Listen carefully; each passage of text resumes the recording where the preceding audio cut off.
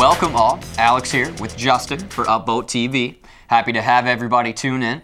For those of you just joining the crowd, Upvote is a short news show that addresses popular as well as controversial topics that are climbing up the ranks of Reddit.com.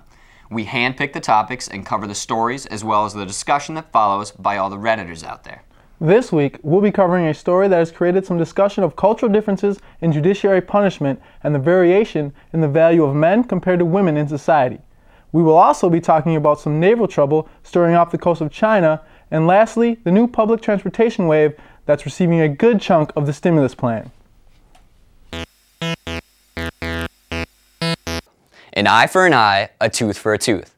Although America's and much of Western civilization's judicial systems do not take this phrase literally when dealing out sentencing, there are parts of the world that do. For example, in Iran, the judiciary system as high as the Supreme Court will sentence criminals with punishments that are, at face value, equal to the crime they committed. A recent occurrence of this involves a marriage proposal gone terribly awry. A man by the name of Majid proposed to a young woman named Amina. When Amina responded with a no, Majid responded with a batch of acid to Amina's face. The result was a severely disfigured facial structure and permanent blindness. The initial sentence that was given to Majid was blindness in one eye and a payout of 20,000 euros.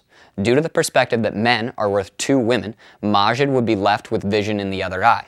But, in an appeal, Amina agreed to give the payout back in exchange for her attacker to lose complete sight in both eyes.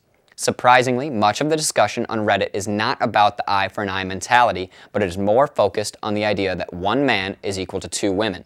For example, Action Dan said, "These guys are really on the forefront of modern civilized thinking, aren't they?" Implying that the culture in question is less civilized than Western culture. This opinion is being rebutted by Redditors such as Jugulator, who responded directly with, "They're really just being more upfront about it," saying that the Western civilization has the same mindset, but we do it in a more roundabout way. Next up, we'll toss it over to Justin for some insight into the most recent twist in water sports off the coast of China. What would you do if you were being harassed by 5 Chinese ships in the South China Sea? Well, the USNS Impeccable decided the best course of action was to spray them with a fire hose. The Impeccable is an unarmed U.S. surveillance ship with about 50 crew members. They were confronted by the Chinese ships Monday while conducting routine operations. The Chinese ships were said to be aggressively maneuvered in dangerously close proximity to the U.S. ship. This is when the Impeccable sprayed the ships with a fire hose. I guess the best question is this: what would you do if you were harassing a U.S. ship and they turned the hose on you? The obvious answer is to strip down your underpants, of course. This is what crew members did on the Chinese ships. They were then given a friendly warning to get out of the way so the Impeccable could depart, but they did not.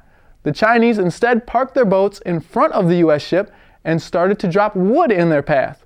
Redditors are finding this to be a pretty funny story, but are cautious to see this as only joke. One commenter said this about the situation: "Imagine the fun and games there would be if China had spy ships off the coast of Washington. Fire hoses would be the least of their worries." Sounds like someone has some confidence in our homeland security. Now, once again, we'll roll back to Alex for our final story. Here's an interesting story that has garnered quite a bit of popularity over the past few days. It appears that President Obama's stimulus plan has $8 billion in funding for high-speed passenger rail programs and another $5 billion for the programs over the next 5 years. According to the Washington Post, this is the first major step towards a genuine high-speed train network in the United States. President Obama has this to say: "I don't want to see the fastest train in the world built halfway around the world in Shanghai. I want to see it built right here in the United States of America."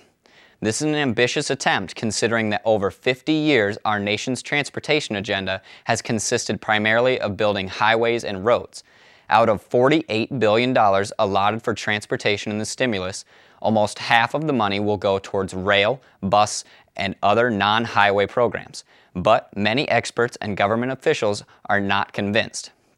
They caution that despite the billions of dollars available in the stimulus, it's not nearly enough money to pay for bullet trains that crisscross Europe and Japan in upwards of 200 miles per hour. Some Redditors are also unconvinced. One Redditor had this to say: "This is the lens through which I view government spending. What large corporations are about to make a killing. Whether there is big government or there is small government, large corps win. Many of the comments on Reddit focus not on the story itself, but on what our interstate highway system has done to America.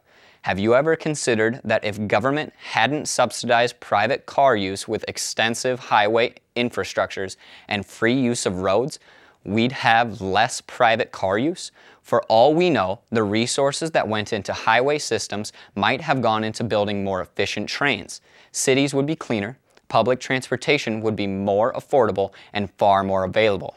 Maybe this first step will help the United States propel itself towards a more widespread public transportation system. Guess we'll be keeping our eyes on that story for the next few years, huh, Justin? I'd have to say so. Well, that finishes it off for this week, guys. Don't forget, your comments and votes count at reddit.com. So stop by and give your favorite article an upvote so you can see them here on Upvote TV. We're out.